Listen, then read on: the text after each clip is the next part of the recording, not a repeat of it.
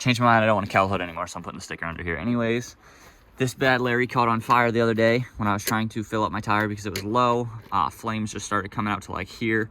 So I unhooked it, and now I'm just gonna remove it. It was from Harbor Freight like 3 years ago, so it's done its time, and its time is over. So I'm gonna remove that. Add it to the sticker wall. Still glass in here from the CRV that I hit. All right, the power inverter's out. Throwing away the inverter, but I'm keeping the cables because those are good. Now we got plenty of room over here too. Obviously the intake comes down and sits here, but a lot roomier now. So the block heater cord had been hanging down here like freaking like a foot under the frame for a while. So I just retrieved it all up through the truck just so I've got a clear shot at it. And now I'm gonna kind of nicely zip tie it somewhere so it's hidden somewhere in here, and then I can just pull it out a little if I need. I'm also gonna pull off the rear stickers. I know I literally just put this one on like a month ago, not even, and I put that one on like 2 months ago or something. But I don't know, I just think vehicles look so much cleaner without stickers, so I'm just gonna pull them off and go back to all black. I also just found out why my tire keeps going flat.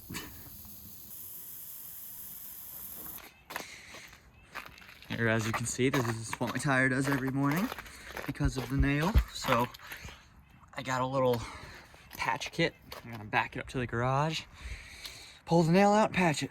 There's our problem. Got the nail out, and I just rotated all my tires, and now I'm just making sure they got the proper pressure in them, and then she'll be good to go again.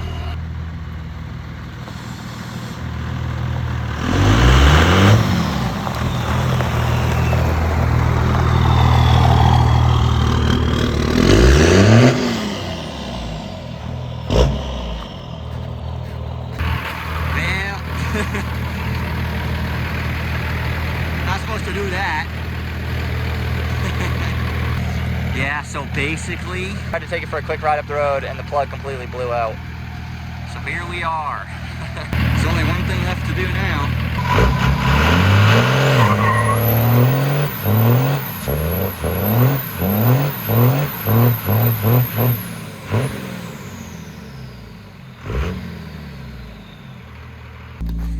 Luckily, we're not very far from the house, so I'm literally just gonna get a ride back to my truck, throw this wheel on so I can drive it 2 minutes back. So then I have my air compressor here and everything because my power inverter just lit itself on fire the other day, so I can't even work on the truck where it is. I have to bring it back to do the tire plug. So it's obviously really not good on your like transfer case and drivetrain to put different size wheels, but we're literally going 2 streets up. I don't have another option, so it's gonna have to do. Now she looks like a proper drift truck. Yeah. Fine to go a couple minutes up the road. Just looks a little disproportionate. We got her back. Somehow, just gotta grab my tire here and get back to the hole and put another plug in it, but put it way deeper. The problem is that it just like refused to go in. I bent the tool trying to push it in so far, and it literally wouldn't go any further. So I don't know. I reamed the hole out really good before too, so just gonna try our bestest.